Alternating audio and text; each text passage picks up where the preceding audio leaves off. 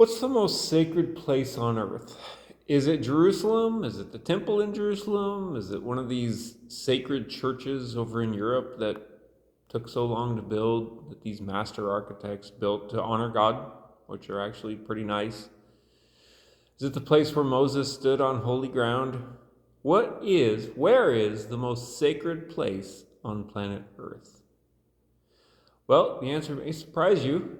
If we look in Matthew 18 and Luke 17 and Matthew 19, Jesus talks about the most sacred place on earth. It is the heart and the mind of a child. That is the most sacred place on earth. What did Jesus say? He said, "Be sure that you do not despise one of these little ones." Not one. Because they're angels, behold God's face all the time, right? And then what did he say in Luke 17, I believe? He said,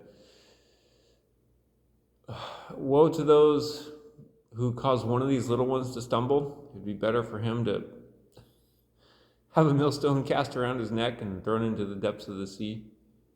And I'm not getting on people's case here. I'm trying to be more humble and helpful in my messages. But this one is close to my heart, and I don't assume anything about anybody. Most of my loyal viewers, this of course doesn't apply to you, but it applies to a lot of other people in the world.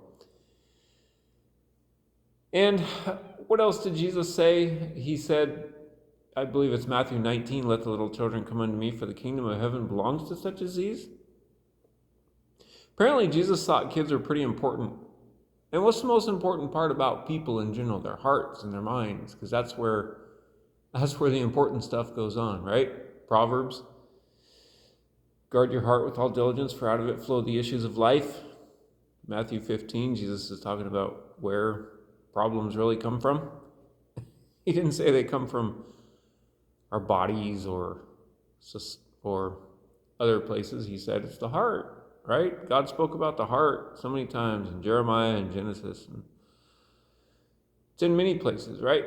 So the heart and the mind of a child is the most sacred place on planet Earth, and I'm always astounded at how people completely ignore this, don't care about it, or are in fact ignorant of it. And they do things and produce things in the world that defile the hearts and the minds of little kids. It's just, the list of things could go on and on. I'm sure you're intelligent. All my viewers I know a lot of my viewers, and they're very smart people. But even those of you I don't know, you can fill in the blanks, right? Of the things that defile hearts and the minds of kids. And oftentimes it's more subtle things. It's like things that look normal, right? Halloween decorations. That's why this is on my heart today. Because I passed by a Halloween decoration that I'm not even comfortable sharing with you what it was. And the Lord convicted me. There's little kids going to walk by it, and they're going to see that, and it's going to plant seeds of fear in their hearts and their minds. That those seeds grow. And I'll give you an example of how I failed at this early in my life, to practice humility and show that I had to learn this the hard way. When I was about 18, I was very much into Megadeth, a speed metal band that was popular in the 80s and the 90s, and they might be still popular today for all I know, but I don't really listen much to them anymore. Anyways, they had a great run, very popular, and their music was fantastic. I really enjoyed the guitar playing of the lead guitarist, Dave Mustaine, and, he was a great musician. However, some of his art, a lot of his music was not very nice, and his artwork was pretty atrocious. So what I did is I was wearing one of his shirts one day, and it had a skeleton, which is the mascot of this band, and he was wielding a bloody axe, and that was on my shirt right here. And I was getting on a city bus in Reno, where I'm from.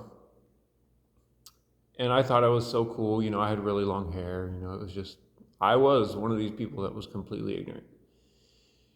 And as I was standing in line to get on the bus, there's this little kid in front of me. He's probably 3 or 4, little boy with his mom, and he's happy, bouncing around, making happy noises. And he turns around and he looks at me, all with a smile on his face, and then he looks down and he looks at my shirt, and he gets this terrified look on his face and runs to his mom and grabs his mom's hand and just, totally in fear and wouldn't leave his mom. And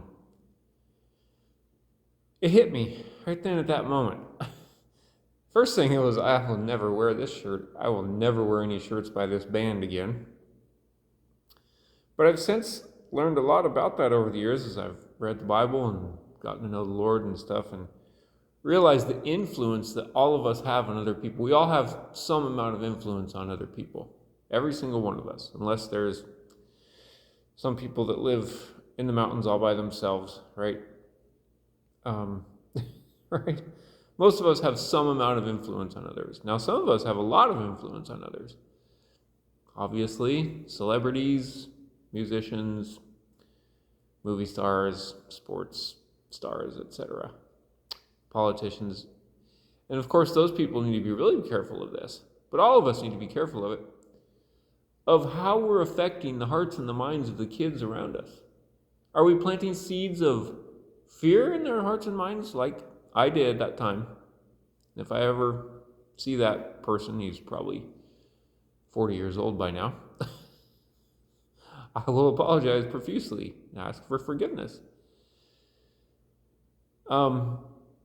But are we planting seeds of love and peace and happiness in the hearts and minds of little kids? By what? By a look, by a word, by what we say, by what we wear, by what we listen to, by what we watch, right? And just being aware of how we're influencing others, and especially kids. Because as we can tell from those 3 verses, Jesus really, really cares about this, the most sacred place on earth, the hearts and minds of kids. Thanks, and have a fantastic day.